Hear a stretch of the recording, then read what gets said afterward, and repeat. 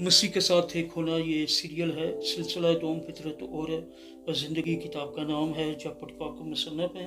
Producer Emmanuel Aslam, आवाज़ में शादात शौकत।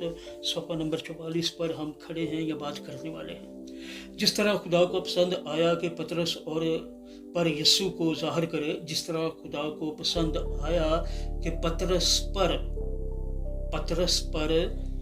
यस्सु को ज़ाहिर करे, उसी तरह वो अपने बेटे को हम पर ज़ाहिर करना पसंद करता है। वो हमारे अंदर और हमारे ज़रिए रहना चाहता है, ये उसको पसंद है।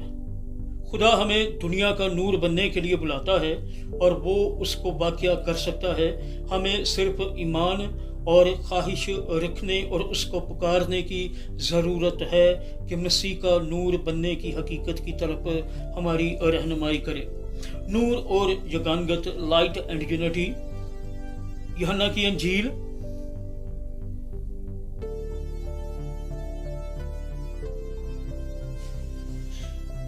अंजील है, 14वां बाब है, 10वीं से 11वीं आयत तक खुदा के कलाम में यूं लिखा है, क्या तू यकीन नहीं करता कि मैं बाप में हूँ और बाप मुझ में है? ये बातें जो मैं तुमसे कहता हूँ कि अपनी तरफ से नहीं कहता, लेकिन बाप मुझ में रहकर अपने काम करता है।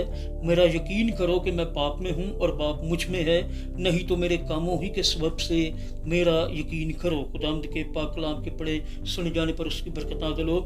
यस्सु और बाप एक दूसरे में सुकूनत रखते थे या रखते हैं। यस्सु सिर्फ इसलिए बाप को ज़ाहिर कर सकता था या करता है कि बाप मसीह में रहता था और रहता है और उसमें से काम कर रहा था और करता है। बाप की फितरत और ज़िंदगी जो यस्सु में मौजूद थी, वो उसकी बातों और उसके कामों से ज़ाहिर होती थी।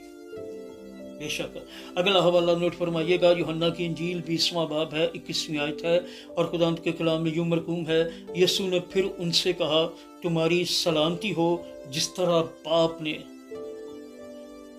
मुझे भेजा है उसी तरह मैं भी तुम्हें भेजता हूँ। खुदावंद के पाक कलाम के पढ़े सुन जाने पर उसकी बरकत नाज़िल हो। सब कहिएगा आमीन। खुदावंद का शुक्र हो।